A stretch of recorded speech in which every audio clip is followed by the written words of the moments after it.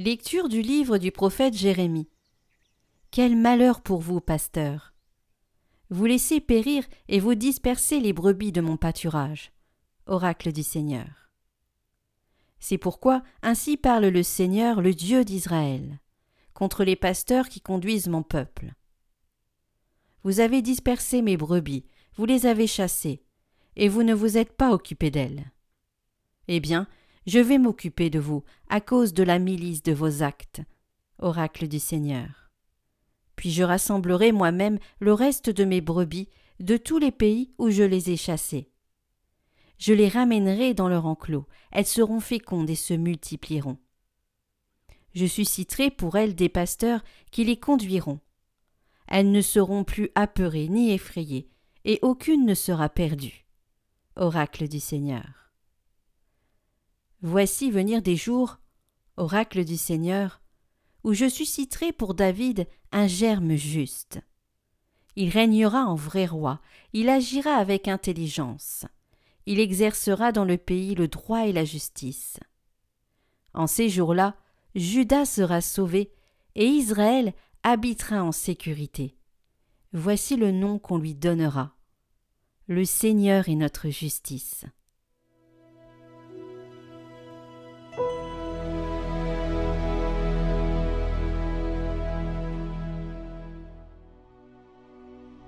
Le Seigneur est mon berger, rien ne saurait me manquer. Le Seigneur est mon berger, je ne manque de rien. Sur des prés d'herbes fraîches, il me fait reposer. Il me mène vers les eaux tranquilles et me fait revivre. Il me conduit par le juste chemin, pour l'honneur de son nom. Si je traverse les ravins de la mort, je ne crains aucun mal, car tu es avec moi. Ton bâton me guide et me rassure. Tu prépares la table pour moi, devant mes ennemis. Tu répands le parfum sur ma tête. Ma coupe est débordante. Grâce et bonheur m'accompagnent tous les jours de ma vie. J'habiterai la maison du Seigneur pour la durée de mes jours.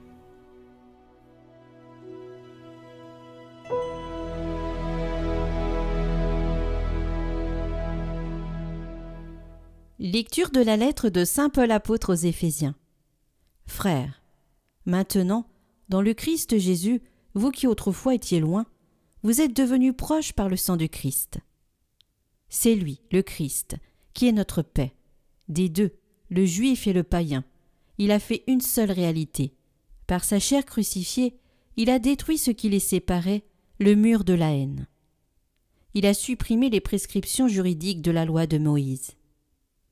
Ainsi, à partir des deux, le juif et le païen, il a voulu créer en lui un seul homme nouveau en faisant la paix, et réconcilier avec Dieu les uns et les autres en un seul corps par le moyen de la croix.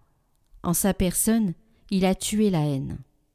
Il est venu annoncer la bonne nouvelle de la paix pour vous qui étiez loin, la paix pour ceux qui étaient proches. Par lui, en effet, les uns et les autres, nous avons, dans un seul esprit, accès auprès du Père.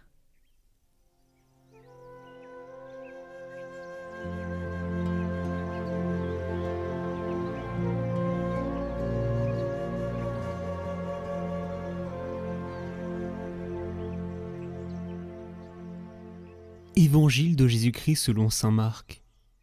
En ce temps-là, après leur première mission, les apôtres se réunirent auprès de Jésus et lui annoncèrent tout ce qu'ils avaient fait et enseigné.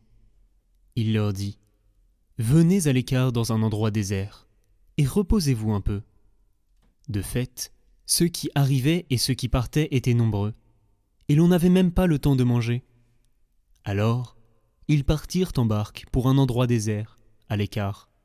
Les gens les virent s'éloigner, et beaucoup comprirent leur intention. Alors, à pied, de toutes les villes, ils coururent là-bas et arrivèrent avant eux. En débarquant, Jésus vit une grande foule. Il fut saisi de compassion envers eux, parce qu'ils étaient comme des brebis sans berger. Alors, il se mit à les enseigner longuement.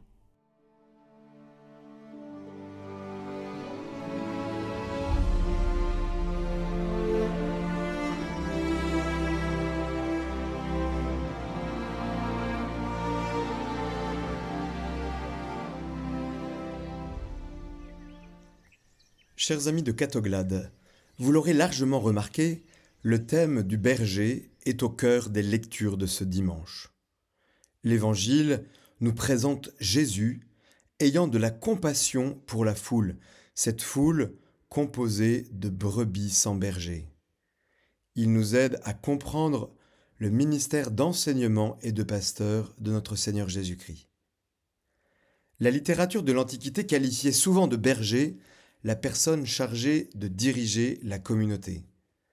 L'Ancien Testament décrit souvent le Seigneur lui-même comme le berger de son peuple. On l'invoque comme « mon berger », par exemple dans le psaume 22, et la communauté le prie en tant que berger d'Israël, comme dans le psaume 79, « berger d'Israël, écoute ». Dans le Nouveau Testament, l'image du berger exprime à la fois une grande autorité et une grande responsabilité. Nourrir le troupeau signifie que le berger doit le protéger de l'hérésie, toujours prêt à défendre ses brebis contre les maraudeurs. Jean nous dit que Jésus lui-même affirmait accomplir l'espoir d'Israël en la venue du bon berger. Jésus le dit lui-même, « Je suis le bon pasteur. Le bon pasteur donne sa vie pour ses brebis. » Lorsque Jésus se retire dans un endroit désert avec ses disciples pour se reposer, les gens le suivent en grand nombre. Jésus est pris de pitié pour ce nouveau peuple de l'Exode. Il apaise sa faim spirituelle en l'enseignant. Il se montre ainsi le berger fidèle du nouvel Israël.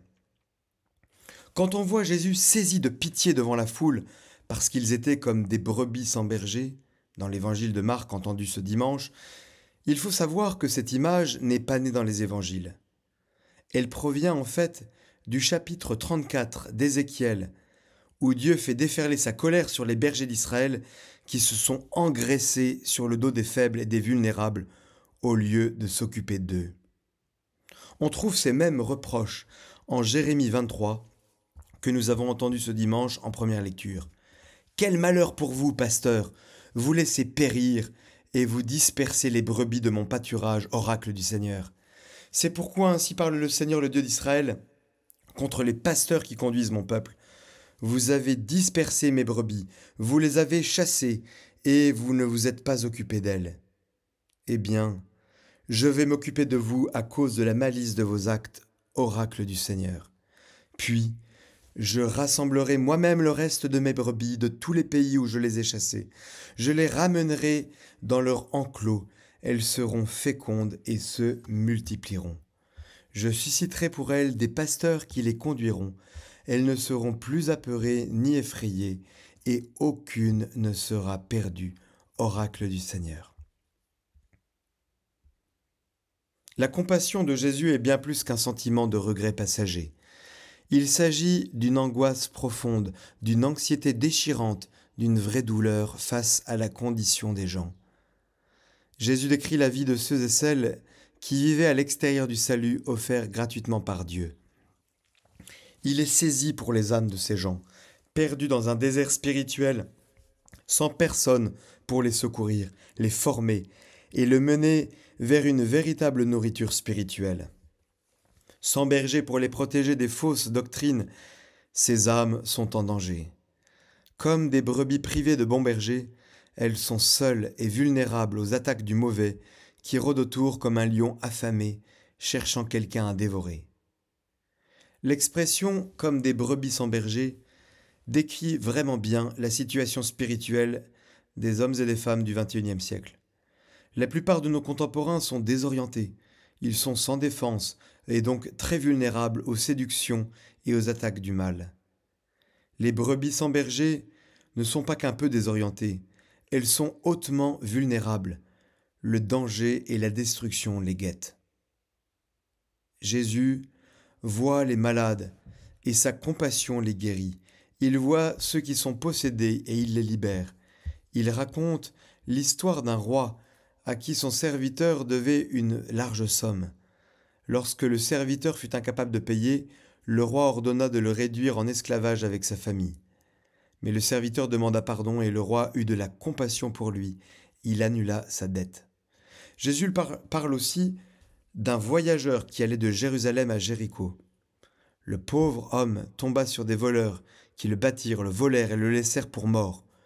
Deux fonctionnaires religieux de haut rang passèrent sans le voir, mais un Samaritain s'arrêta. Il eut de la compassion pour lui. Il pansa les blessures de l'homme et le porta dans une auberge où il prit soin de lui toute la nuit. Le lendemain, il paya la note et versa une avance à l'aubergiste en lui disant « Si mon ami a besoin de plus, je te dédommagerai. » Qui peut oublier ce récit provoquant du jeune fils qui prit sa part d'héritage pour la gaspiller en plaisirs éphémères? Un jour, il reprit ses sens, il retourna à la maison de son père, sans prétendre à sa place de fils, mais en demandant seulement d'être engagé comme serviteur. Son père le vit arriver, et il eut de la compassion pour lui. Avant même que le fils prodigue puisse exprimer son repentir, le père lui avait remis l'anneau familial, une robe et des sandales, et avait convoqué une grande fête pour célébrer son retour. Ainsi, chers amis de Catoglade, vous le voyez, la compassion de Jésus guérit et nourrit. Elle remet d'énormes dettes, et elle prend soin des corps blessés, et accueille les pécheurs à la maison en leur accordant une place d'honneur. Jésus ne laissera pas sa compassion demeurer en Dieu ou au ciel, il nous le demande. Soyez compatissants, comme votre Père est compatissant. Jésus fait beaucoup plus qu'éprouver de la compassion pour ceux qu'il croise dans ce récit de Marc 6. Sa vive émotion le pousse à faire beaucoup plus que ce qu'un berger devrait faire pour ses brebis. Le vrai berger, dont la vie s'inspire de celle de Jésus, doit aimer les personnes qui lui sont confiées et imiter Jésus, qui va jusqu'à donner sa vie. De temps à autre, malgré toutes nos bonnes intentions, nous nous retrouvons nous aussi dans le besoin, au nombre de ceux qui sont comme des brebis sans berger. Parfois, nous nous demandons, où donc trouver cette compassion ? Ce n'est que dans la solitude devant Dieu, face à nous-mêmes, que nous pouvons découvrir la compassion de Dieu. Peut-être n'est-ce donc pas par hasard qu'au plus fort de son ministère, accablé par les besoins et les demandes constantes de la foule, Jésus invite ses disciples à le rejoindre au désert. Venez à l'écart, dans un endroit désert, et reposez-vous un peu. Et pourquoi pas nous ? Loin du brouhaha des exigences quotidiennes, nous retirer pour déposer notre cœur devant Dieu.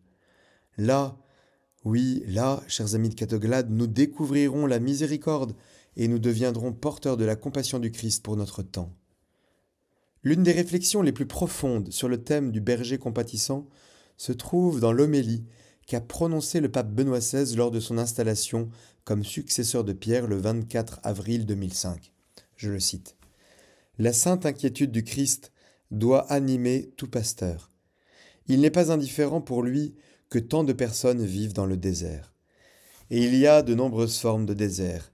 Il y a le désert de la pauvreté, le désert de la faim et de la soif, il y a le désert de l'abandon, de la solitude, de l'amour détruit. Il y a le désert de l'obscurité de Dieu, du vide des âmes sans aucune conscience de leur dignité ni du chemin de l'homme. Les déserts extérieurs se multiplient dans notre monde, parce que les déserts intérieurs sont devenus très grands. C'est pourquoi les trésors de la terre ne sont plus au service de l'édification du jardin de Dieu, dans lequel tous peuvent vivre, mais sont asservis par les puissances de l'exploitation et de la destruction. Et Benoît XVI de poursuivre, « L'Église dans son ensemble et les pasteurs en son sein doivent, comme le Christ, conduire les hommes hors du désert vers le lieu de la vie, vers l'amitié avec le Fils de Dieu, vers celui qui nous donne la vie en plénitude. » Chers amis de Catoglade, dans les jours qui viennent, que notre prière soit faite d'écoute, de compassion et de courage. Demandons au Seigneur de nous rendre conscients des déserts grandissants où nos contemporains et nous-mêmes vivons. Demandons-lui de nous donner sa compassion pour tous ceux qui sont des brebis sans berger. Et demandons le courage de mener nos amis hors de leur désert vers l'amitié avec le Christ, le bon berger. À très bientôt, chers amis. Prions pour toutes les intentions déposées en commentaire cette semaine. Notre Père, qui es aux cieux, que ton nom soit sanctifié, que ton règne vienne, que ta volonté soit faite sur la terre comme au ciel. Donne-nous aujourd'hui notre pain de ce jour. Pardonne-nous nos offenses, comme nous pardonnons aussi à ceux qui nous ont offensés. Et ne nous laisse pas entrer en tentation, mais délivre-nous du mal. Amen. Je vous salue Marie, pleine de grâce. Le Seigneur est avec vous. Vous êtes bénie entre toutes les femmes, et Jésus, le fruit de vos entrailles, est béni. Sainte Marie, Mère de Dieu, priez pour nous pauvres pécheurs, maintenant et à l'heure de notre mort. Amen.